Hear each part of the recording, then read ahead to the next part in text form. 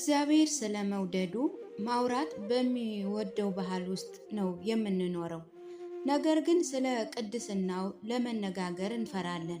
እግዚአብሔር ልቤን ያውቃል በማለት ራሳችንን እናጽናናለን። ይህ ማለት የምናደርገውን ሁሉ ይቅር ይላል ብለን እናስባለን። ነገር ግን እውነቱ ግን እግዚአብሔር ልብን ስለሚያውቅ በመንፈሳዊ ሁኔታ ምን እያደረክ እንደሆነ በትክክል ያውቃል። ሰዎች በየቀኑ የሚያደርጓቸው ምንም የማይመስሏቸው ነገሮች አሉ። እኛ የሰው ተፈጥሮ እንላቸዋለን። ነገር ግን በእግዚአብሔር ፊት እነርሱ አደገኛ ናቸው። ሕጉን ስለሚጥሱ ብቻ ሳይሆን ልብን ስለሚሰብሩ ጭምር ነው። መጽሐፍ ቅዱስ እግዚአብሔር ለቁጣ የዘገየ መሆኑን ይነግረናል። ነገር ግን ይቆጣል። ቁጣው በዘፈቀደ አይደለም፣ ጽድቅ ነው። ልጆቹ ወደ ጥፋት ሲሄዱ የሚያይ አፍቃሪ አባት ምላሽ ነው። በአንተና በሰማይ መካከል ርቀት ከተሰማህ ወይም ጸሎት ጣሪያውን እየመታ የተመለሰ ከመሰለህ ምክንያቱ ዲያብሎስ ላይሆን ይችላል። ምናልባት አንተ ራስህ ነህ። ዛሬ እግዚአብሔር የሚያስቆጡ 4 ልማዶችን ሳይረፍድ እንዴት ማቆም እንደምንችል እንመልከት።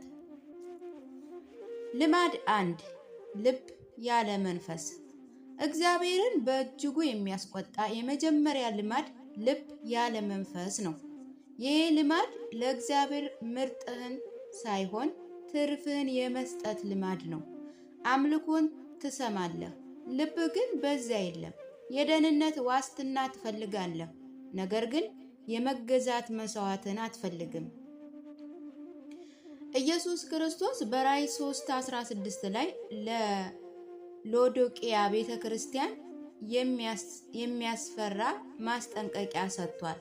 እንዲህም አለ፣ እንዲሁ ልብ ስላለህ በራድም ወይም ትኩስ ስላልሆንክ ከአፌ ልትፈታህ ነው። ይህን ምስል አስብ። እግዚአብሔር ልብህ በራድ ሆኖ ሳለ በእሳት ላይ እንዳለ ከመምሰል ይልቅ ሙሉ በሙሉ ቀዝቃዛ ብትሆን ይመረጣል። ለምን? ምክንያቱም ቀዝቃዛ ሰው ሙቀት እንደሚያስፈልገው ያውቃል። ለብ ያለ ሰው ግን እየሞተ እያለ ራሱ ደህና እንደሆነ አድርጎ ያስባል። ይህ ልማድ እግዚአብሔርን ያስቆጣል፣ ምክንያቱም መነሻው ንቀት ነው። የጽንፍ ዓለሙን ፈጣሪ ለእሁድ ፕሮግራም ትበቃለህ፣ ለሰኞ ግን አትመጣም እንደማለት ነው። እሳትህ ከጠፋ አትጠብቅ። ለብ ላለ ልብ ብቸኛው ፈውስ ንስሐ ነው። ልማድ 2 ይቅር አለማለትና መራራትን። ሁለተኛው ልማድ ብዙዎቻችን የምናመሃኘው ነገር ግን እግዚአብሔር የሚጠላው ነገር እሱ ይቅር አለማለት ነው። እግዚአብሔር ለእኛ ስላለው ጸጋ የሚናገሩ ጥቅሶችን መጥቀስ እንወዳለን። ነገር ግን ያንኑ ጸጋ ለሌሎች ለማካፈል ፈቃደኛ አይደለንም። ቂም እንይዛለን፣ አሮጌ ቁስላችንን እናነባለን። እውነታው ግን ይህ ነው። መራራነቱ እና እግዚአብሔርን በአንድ ላይ ይዞ መጓዝ አይቻልም። በማቴዎስ 18 ላይ ኢየሱስ ክርስቶስ ስለማይራራው ባሪያ ምሳሌ ተናግሯል።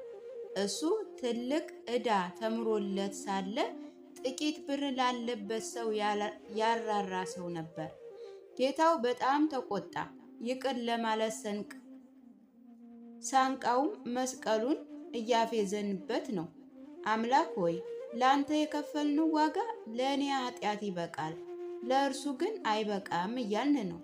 ይሄ በጣም አደገኛ አቋም ነው። መራራነት ሌላው ሰው እንደሚሞትልህ ተመኝተህ አንተ የምትጠጣውን መርዝ ነው። ነገር ግን ሌላውን አይገልም። የሚገለው ያንተን መንፈስ ነው። ቂም ይዘህ ከሆነ ዛሬ ልቀቀው። ይቅር የምትለው እርሱ ስለሚገባቸው ሳይሆን እግዚአብሔር አስቀድሞ የሰረዘውን ዕዳ አንተ ተሸክመ ለመኖር አቅም ስለሌለ ነው። ልማድ 3 የማጉረምረም መንፈስ። ሶስተኛው ልማድ ምናልባት በጣም የተለመደ ቢሆንም ሙሉ ትውልድን ያጠፋ ነው። እሱ ማጉረምረም ነው። እኛ መተንፈስ ወይም ብስጭት መግለጽ እንለዋለን። እግዚአብሔር ግን አመጽ ይለዋል። እስራኤላዊ በምድር በዳ ተመልከት። እግዚአብሔር ቀይ ባህር ከፈለላቸው፣ ከሰማይ መና መገባቸው። ሆኖም ግን በዘኍልቍ 11 ላይ ሕዝቡ ክፉ ነገርን በመናገር በእግዚአብሔር ጆሮ አጉረመረሙ፣ እግዚአብሔርም ሰማ፣ ቁጣውም ነደደ ይላል። ማጉረምረም ለምን እግዚአብሔርን ያስቆጣል? ምክንያቱም የምስጋና ቢስነት የመጨረሻ መግለጫ ስለሆነ ነው።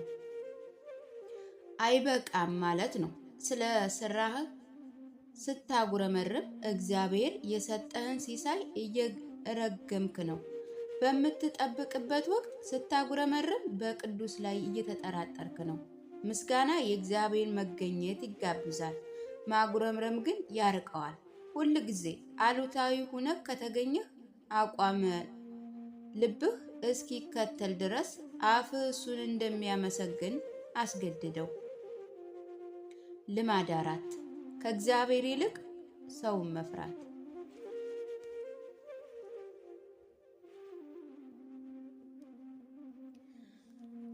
አራተኛው እግዚአብሔርን የሚያስቆጣው ልማድ ከእሱ ይልቅ ሰውን መፍራት ነው።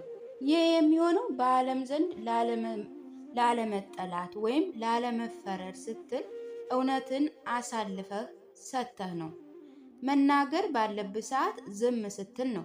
ምሳሌ 29:25 ላይ እንዲህ ይላል፣ ሰውን መፍራት ወጥመድ ያመጣል፣ በእግዚአብሔር የሚታመን ግን ይጠበቃል። እኛን ስንፈራ ጣዖት እያደረግናቸው ነው። እግዚአብሔር መልካም ባሪያ ከሚለው ቃል ይልቅ የሰዎችን ተቀባይነት እንናፍቃለን። ሳኦልን ታስታውሳላችሁ? ሕዝቦቹን ፈርቼ ቃላቸውን ሰምቻለሁና ብሎ በመናዘዙ መንግስቱን አጥቷል። ለታዋቂነት ሲል እጣ ፈንታውን ለወጠ። አንተ ያንን ልለውጥ አታድርግ። እግዚአብሔር የሚፈልገው ወታደሮችን እንጂ ታዋቂ ሰዎችን አይደለም። ብቻውን መቆም ቢኖርባቸውም እንኳ በእውነት ላይ የሚቆሙ ሰዎችን ይፈልጋል። እነዚህ 4 ልማዶች ትንሽ ሊመስሉ ይችላሉ፣ ነገር ግን የነፍስን መሰረት የሚሰነጣጥቁ ናቸው። አድምጡኝ። እግዚአብሔር አሁን እነዚህን ነገሮች እየገለጠ ያለው ሊፈርድብህ ሳይሆን ሊያድንህ ነው። ቁጣው ሁል ጊዜም ወደ እሱ እንድትመለስ የሚቀርብ ግብዣ ነው። እርሱ በደጁ ቆሞ ያንኳኳል። ግዴለሽነትን በእሳት፣ መራራነትን በሰላም፣ ፍትህን ደግሞ በድፍረት ሊለውጥ ይፈልጋል። ነገር ግን አንተ ደጁን መክፈት አለብህ። ከነዚህ ልማዶች መካከል አንዱንም እንኳ በሕይወት ካየህ ችላ እንበለው። ዛሬ ንስሐ እንግባ። ባለን